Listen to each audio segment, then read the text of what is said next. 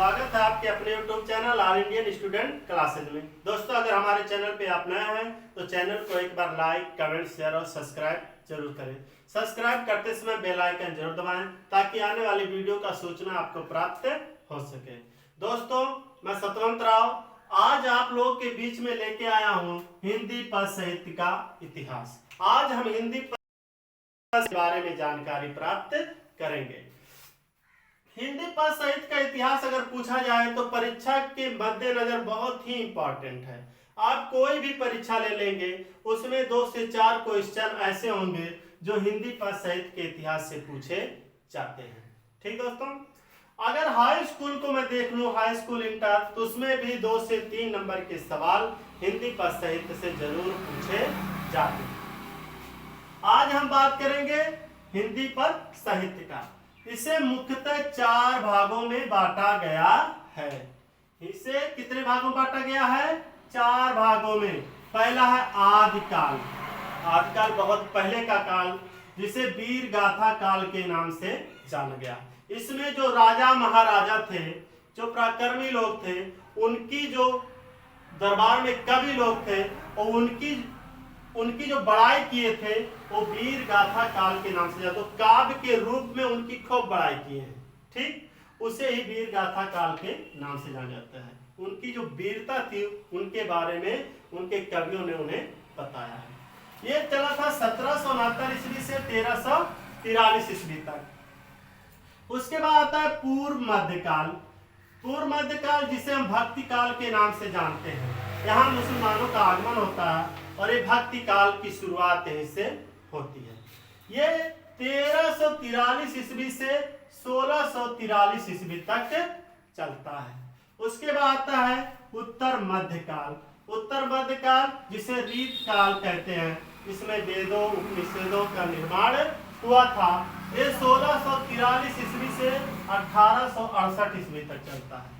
इसकी उत्पत्ति 1643 से होती है और 1868 ईस्वी तक चलता है। उसके बाद आता है हमारा जो आधुनिक काल। आधुनिक काल जो सन 1868 से और वर्तमान तक चल रहा है, जिसमें हम आज चल रहे हैं। एक क्या है? आधुनिक काल। दोस्तों, इससे 3 से 4 क्वेश्चन, 5 क्वेश्चन या 6 क्वेश्चन जो भी हम बना सकते हैं। जैसे अगर पूछ लिया कंपटीशन में, आदिकाल को और किस नाम से जाना जाता है? आदिकाल को किस नाम से? वीर गाथा काल के नाम से जाना जाता है। या पूछ लेगा आदिकाल की शुरुआत कब हुई थी? तो आदिकाल की शुरुआत हुई थी 1769 ईस्वी से। ऐसे पूछ लेगा पूर्व मध्यकाल को और किस नाम से जाना जाता है? पूर्व मध्यकाल को भक्ति काल के नाम से जाना जाता है। इसकी शुरुआत 1343 ईस्वी में हुई थी। ऐसा भी पूछ सकता है उत्तर मध्यकाल को और किस नाम से जाना जाता है?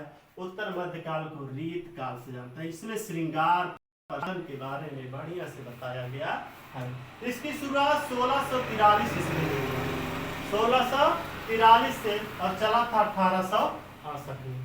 और एक क्वेश्चन आपके पूछ सकता है आधुनिक काल। आधुनिक काल को और किस नाम से जाना? आधुनिक काल को कौन सा काल कहा जाता है? उसे हम लिख सकते हैं वर्तमान काल। आधुनिक काल को वर्तमान काल के नाम से जाना जाता है। इसकी शुरुआत 1868 में हुई थी और अब तक चल रहा है। ठीक, अब देखते हैं आदिकाल। पहला हम पढ़ते हैं आदिकाल। आदिकाल के कुछ कवि हैं और उनकी रचनाएं हैं, उनके बारे में हम जान लेते हैं। ज्यादा कुछ नहीं, हम ज्यादा डिटेल नहीं पढ़ेंगे, बस परीक्षा को मद्देनजर रखते हुए जानकारी हासिल करेंगे। कवि हैं, रचनाएं हैं और रचनाओं के रूप। पहला कवि आपके हैं दलपति विजय। इनकी जो रचना है कुमार रासो। ठीक, प्रश्न इससे बनता है कुमार रासो किसकी रचना है? किसकी है? दलपति विजय की। यह है प्रबंध काव्य। उसके बाद Chand Bardai, important, very very important, कई बार इसे पूछा गया, कई बार। मैं तो जानता हूँ 2-4 पेपर के बाद एक आध बार तो इनको पूछ ही लेता है। पृथ्वीराज रासो। कई बार पूछा, पृथ्वीराज रासो किसकी रचना है? पृथ्वीराज रासो के रचयिता कौन है? कौन है? चंद्रवरदाई। प्रबंध काव्य यही है। उसके बाद है नल सिंह। नल सिंह है विजयपाल रासो, ये भी प्रबंध काव्य है। उसके बाद सरगंधर हमीर रासो, ये भी क्या है? प्रबंध काव्य है। उसके बाद जमनिक है जो परमाल रासो के बारे में बताए हैं, ये आल्हा खंड है, वीर गीत है। क्या है? आल्हा खंड है और वीर गीत है। आल्हा रुदल की नाम तो आप सुने होंगे, परमाल रासो से दिया गया है। ठीक। उसके बाद आएंगे मधुकार, इनका है जयमंक जस चंद्रिका, ये भी क्या है? वीर गीत है। और दो एक लोग हैं, उन्हें हम बता दे रहे हैं। जैसे जिसमें आदिकाल के बारे में ही चल रहे हैं, अभी मध्यकाल को हम बताएंगे। आज दो ही चैप्टर को हम खत्म करेंगे, आदिकाल और मध्यकाल। जिसमें है भट्ट केदार कवि हैं, रचनाएं हैं और रचनाओं के रूप।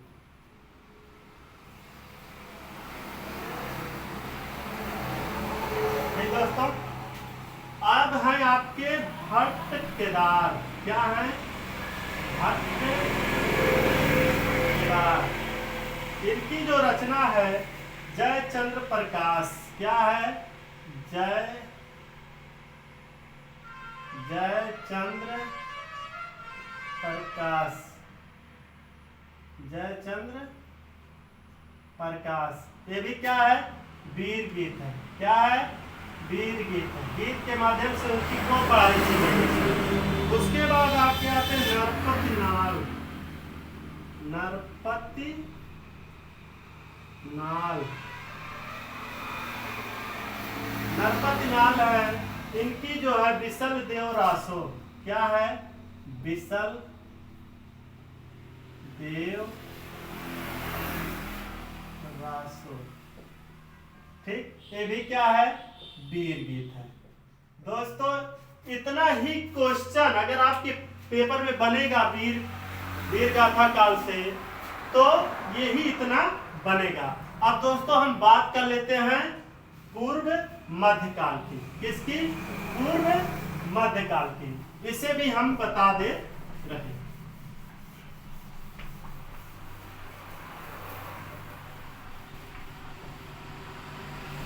दोस्तों एक चीज आप ध्यान दीजिएगा, पूर्व मध्यकाल बहुत ही इंपॉर्टेंट है। इसमें कुछ कवियों का जन्म होता है जो ये दो भागों में विभाजित हो जाता है, निर्गुण और सगुण। निर्गुण जो होते हैं ईश्वर को निराकार रूप में मानते हैं और सगुण ईश्वर को किसी न किसी रूप में मानते हैं।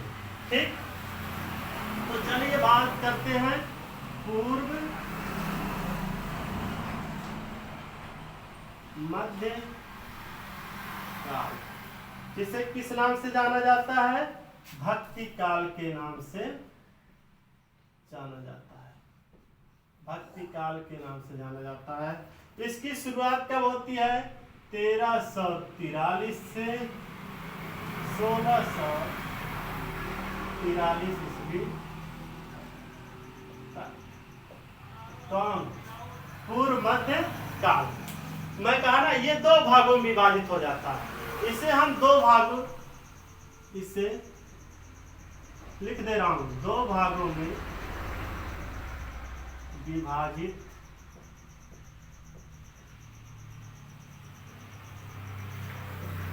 किया गया है। दो भाग क्या है देख लेते हैं, पैराग्राफ बना देते हैं। भक्ति काल ले लेते हैं, भक्ति काल, इसके दो भाग बनते हैं, एक इधर ले लेते हैं और एक इधर ले लेते हैं। इधर आते हैं निर्गुण शाखा। क्या है? निर्गुण शाखा। और इधर आते हैं सगुण शाखा। ठीक दोस्तों, अब निर्गुण शाखा और सगुण शाखा। ये जो निर्गुण शाखा के लोग होते हैं ये भी क्या करते हैं, ये निर्गुण शाखा के लोग ज्ञान और प्रेम की बात करते हैं, और ये सगुण शाखा के लोग राम और श्याम की बात करते हैं, राम और कृष्ण की। ठीक, देखिए कैसे। निर्गुण शाखा ज्ञानाश्राई होता है, ज्ञानाश्राई, और एक होते हैं प्रेमाश्राई। ठीक, और इधर क्या होता है, सगुण शाखा में एक होते हैं रामाश्राई, जो राम को मानते हैं, और एक होते हैं कृष्णाश्राई। ठीक दोस्तों, इतना बहुत ही इंपॉर्टेंट है। ये जो निर्गुण शाखा के लोग हैं तो ईश्वर को निराकार रूप में मानते हैं कि ईश्वर का कोई रूप नहीं है, ईश्वर सिर्फ प्रेम और ज्ञान की बात करता है। लेकिन सगुण शाखा के लोग कहते हैं नहीं, ईश्वर किसी न किसी रूप में है, चाहे वो राम हो चाहे कृष्ण। यही भक्ति काल में राम और कृष्ण का क्या होता है, उदय होता है। कवियों द्वारा इनकी बाखूबी वर्णन किया गया, चाहे रामचरितमानस हो चाहे और कोई चीजें हो, उनके माध्यम से परशुराम की बहुत बड़ी श्री राम की बहुत बड़ी बड़ाई की गई। अब ज्ञानाश्राय और प्रेमाश्राय जो होते हैं इनके देख लेते हैं। निर्गुण शाखा के कुछ कवियों को हम जान लेते हैं। निर्गुण शाखा के कवि हैं, निर्गुण शाखा के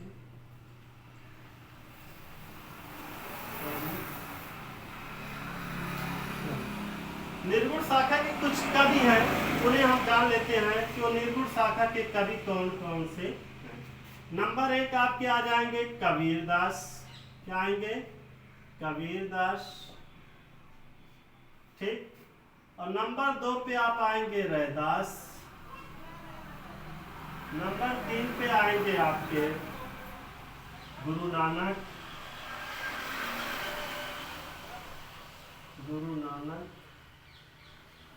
नंबर 4 पे आपके आ जाएंगे दादू। नंबर 5 है मलुकदास, और नंबर 6 है आपके सुंदरदास। क्या है, सुंदर।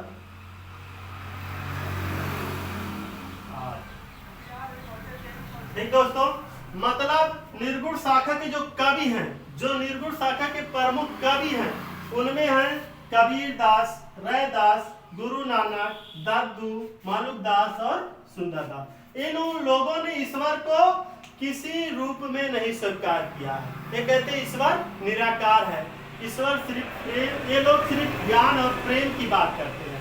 लेकिन यही सगुण शाखा में, इनके बारे में हम बता देते हैं। सगुण शाखा में ईश्वर को किसी न किसी रूप में माना गया है, चाहे वो राम हो चाहे कृष्ण हो। इसमें रामचरितमानस का क्या हुआ था, निर्माण हुआ था। दोस्तों अभी हम इस पे कुछ और क्वेश्चन को इसी वक्त क्या करते हैं, लिखा देते हैं।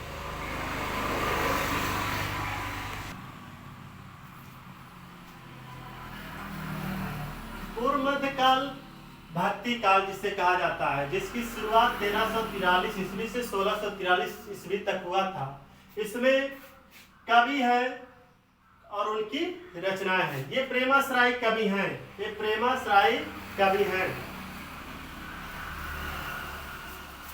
ये जो प्रेमाश्राय कवि हैं ये ज्यादातर मुस्लिम ही हैं, जिसमें मलिक मोहम्मद जायसी की एक रचना है पद्मावत। पद्मावत बहुत इंपॉर्टेंट है, बार बार पूछा गया है। जैसे पृथ्वीराज रासो है, ऐसे मलिक मोहम्मद जायसी की पद्मावत है, भक्ति काल से बहुत बार पूछा गया है। उसके बाद कुतुबुन है, मृगावती इनकी रचना है, मंझन है इनकी मधुमालती इनकी रचना है, शेख नबी जी हैं इनकी रचना ज्ञानदीप है। उसके बाद उस्मान जी हैं, इनकी रचना है चित्रावली। नूर मोहम्मद हैं इंद्रावती, और कासिम जी हैं हंस जवाहिरी। मतलब जो ये प्रेमाश्रय के कवि थे, इन लोगों की ये रचनाएं हैं, बहुत इंपॉर्टेंट है दोस्तों। अब हम बात कर लेते हैं सगुण में कौन कौन से कवि आते हैं। कुछ कवियों के नाम हम सगुण में भी क्या करते हैं, लिखा देते हैं। चलिए सगुण की बात कर लेते हैं। सगुण में कवि लेते हैं, रचनाएं तो ज्यादा जरूरी नहीं है, रचनाएं 2 या 3 का पूछता है। एक पूछ लेगा आपके सूरदास का, एक पूछ लेगा तुलसीदास का, और बहुत कम लोगों का पूछता है।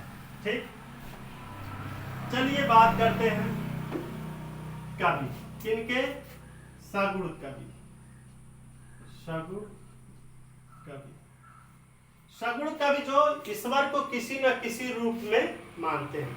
ये लोग कहते हैं ईश्वर निराकार नहीं है, ईश्वर किसी न किसी रूप में विद्यमान है।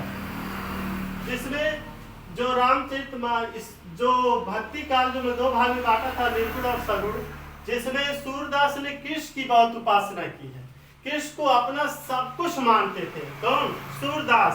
और इसी तरह तुलसीदास जी थे जो राम को से मर्यादम पुरुषोत्तम राम को अपना सब कुछ मानते थे।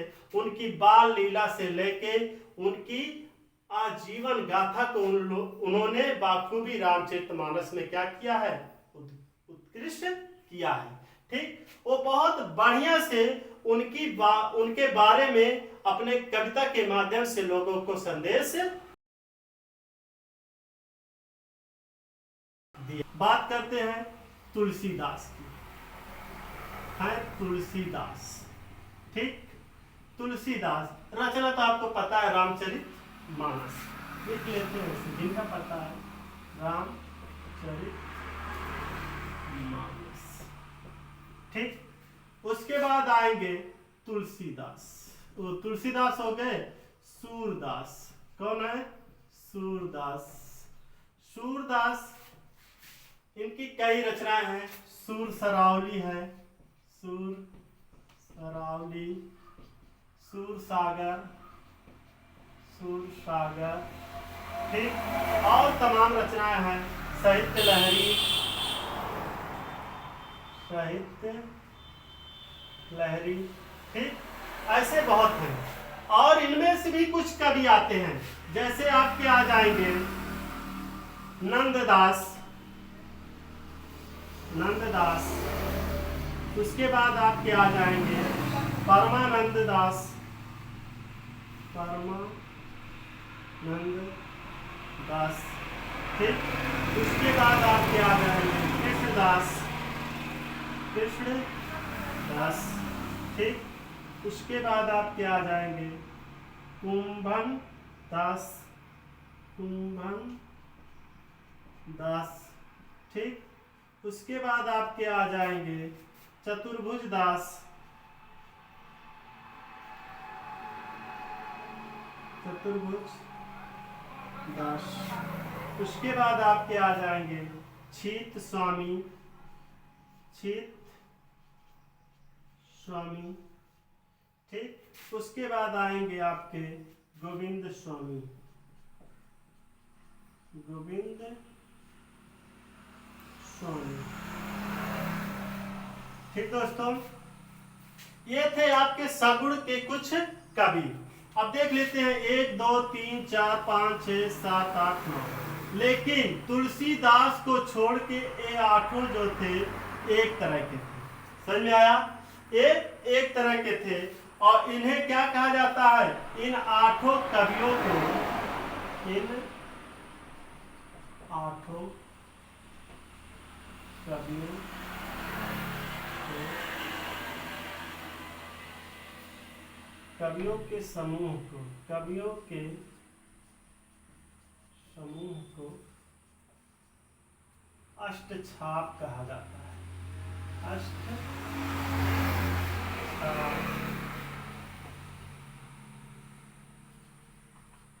कहा जाता, मतलब ये जो तुलसीदास को छोड़ के ये जो 8 कवि हैं, इन्हें अष्टछाप के नाम से जाना जाता है।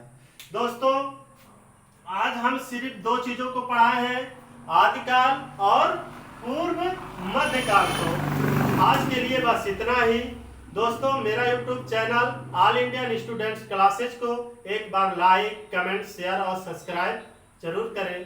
सब्सक्राइब करते समय बेल आइकन जरूर दबाएं ताकि आने वाली वीडियो का नोटिफिकेशन मिल सके।